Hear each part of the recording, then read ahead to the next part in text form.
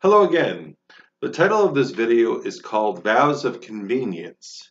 Now you're probably wondering what that means, and I am about to get into that now. There's two ways to approach vows, and the first I'm going to speak from is a biblical view of vows and how important it was to the people who kept them and followed them. And then the next one is worldly, and I'm going to compare them. Now, the first one, biblical, um, the people in the times of the Bible, they saw vows as something that was important. It was something that they did everything that they could to keep their words. And it even meant that, you know, some of the time tragedy, as you will see. Now, the world, they vows to the world, as you can see, many have marriage vows that they can easily break, through adultery or anything like that. Broken promises by people saying that they're going to do something and they don't fulfill it. And that's even happens in the church where people's schedules get so, booked that they forget that they're supposed to meet with somebody or that they're promising to do something. And this is something personally that I have seen, something personally that bothers me. And it just, vows must be kept. So let's approach this from a biblical point of view. Um, we'll start with Judges chapter 11, verses 29, and it's about Jephthah. I believe that's how you say his name. Okay, verse 29. Now the Spirit of the Lord came upon Jephthah, so that he passed through Gilead and Manasseh. Then he passed through Mizpah of Gilead, and from Mizpah of Gilead he went on to the sons of Ammon. Jephthah made a vow to the Lord and said, If you will indeed give the sons of Ammon into my hand, then it shall be whatever comes out of the doors of my house to meet me when I return in peace from the sons of Ammon. It shall be the Lord's, and I will offer it up as a burnt offering. Now you have to wonder, why would someone say that?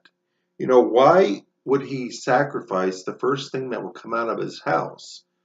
So it gets me kind of thinking that, was it possible that no one was in his house except for sheep?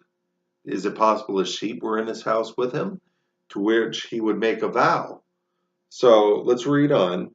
Uh, so Jephthah crossed over to the sons of Ammon to fight against them, and the Lord gave them into his hand. He struck them with a very great slaughter from Aroer to the entrance of Minnith, 20 cities, and as far as Abel Keramim.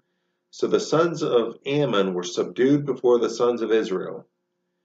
Now, when Jephthah came to his house at Mizpah, behold, his daughter was coming out to meet him, with tambourines and with dancing. Now, she was his one and only child. Besides her, he had no other son or daughter. When he saw her, he tore his clothes and said, Alas, my daughter, you have brought me very low, and you are among those who trouble me. For I have given my word to the Lord, and I cannot take it back. So she said to him, My father, you have given your word to the Lord. Do to me as you have said, since the Lord has avenged you of your enemies, the sons of Ammon. She said to her father, Let this thing be done for me. Let me alone 2 months, that I may go to the mountains and weep because of my virginity, I and my companions. Then he said, Go. So he sent her away for 2 months, and she left with her companions, and wept on the mountains because of her virginity. At the end of the 2 months she returned to her father, who did to her according to the vow which he had made. And she had no relations with a man. Thus it became a custom in Israel, that the daughters of Israel went yearly to commemorate the daughter of Jephthah the Gileadite 4 days in the year. And I think in a moment of respect, I think we should just sit and just give a moment of silence for her and the sacrifice that she willingly gave up her own life just to fulfill the vow that her father made to the Lord. So let's just think about this for a moment and remember her.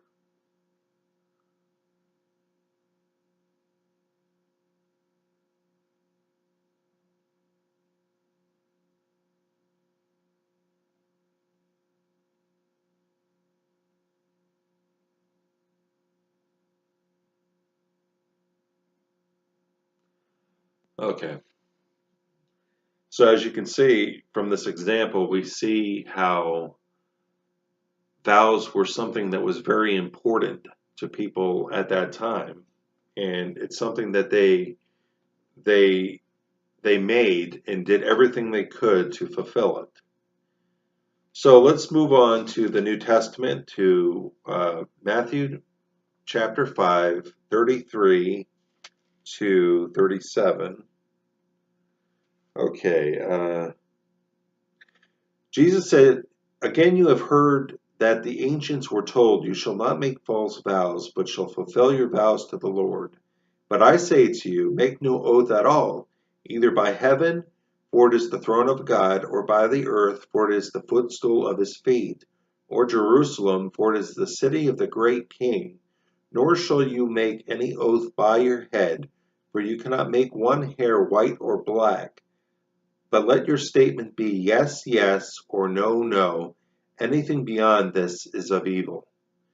I don't know how many of us in Scripture, we would read Scripture just to read it and not let it affect our hearts.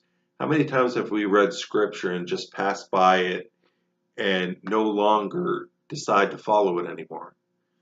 And we as believers, we can't allow that to happen. We must seek God and do all we can to follow even the simplest of scriptures, even the foundational portions of scripture we must get down. We can't think that we're just so we've known Christ for such a long time that these things are petty and that we don't have to follow them anymore. We can't do that. We have to follow scripture, even the most simplest. Okay, the next scripture is back in the Old Testament, and it's 1 Samuel 14, and it's verses 24 to 46. And the title of this in the New American Standard Bible is called Saul's Foolish Order. Now the men of Israel were hard pressed on that day, for Saul had put the people under an oath, saying, "Cursed be the man who eats before evening, and until I have avenged myself on my enemies." So none of the people tasted food. All the people of the land entered the forest, and there was honey on the ground. When the people entered the forest, behold, there was a flow of honey, but no man put his hand to his mouth, for people feared the oath. And as you can see, people feared the oath because they feared God. But Jonathan had not heard when his father put the people under the oath. Therefore he put out the end of the staff that was on it in his hand, and dipped it in the honeycomb, and put his hand to his mouth, and his eyes brightened. Then one of the people said, "Your father strictly put the people under the oath, saying, 'Cursed be the man who eats food today.' And the people were weary. Then Jonathan said, 'My father has troubled the land. See now how my eyes have brightened because I tasted a little of this honey. How much more if only the people had eaten freely today of the spoil of their enemies which they found. For now the slaughter among the Philistines has not been great.'" So as you can see, some people can make vows and do their best to keep them, or they can make vows and think little of it. So what Saul did was foolish. He should have thought, my people, you know, I can't avenge my enemies until my people are strong, and have eaten. And he did not think. So getting to this further, here's some things I have wrote down from a worldly standpoint. In our world, love is no longer considered of primary importance. Um, Nowadays, you have vows to promise to take care of your spouse financially. And a good example of that is the movie The Wedding Singer, where after Robbie Hart went on a date with Drew Barrymore's cousin, I'm not really sure, I forgot what her name was, Holly, I believe. So after he went on a date, he was inquiring of Julia, if she was alone with Glenn. And Holly answered in the affirmative. And so Holly ends up finding out that Robbie was in love with Julia. And she says to him, says, "You know why Julie is with him, don't you?" And he said, "Well, I don't know, security, money. I guess that's important to some people." And so Holly answers back, "No, Robbie, it's not important to some people.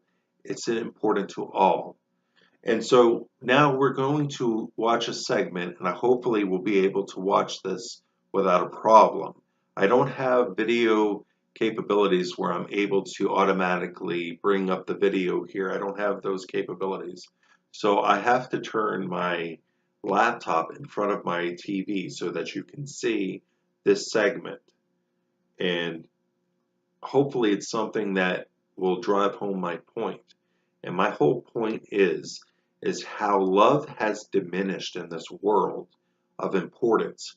The most important thing now in a relationship and before people marry is number one, having a good paying job, having a house, having a nice car, and all these have to be in place before a couple marries.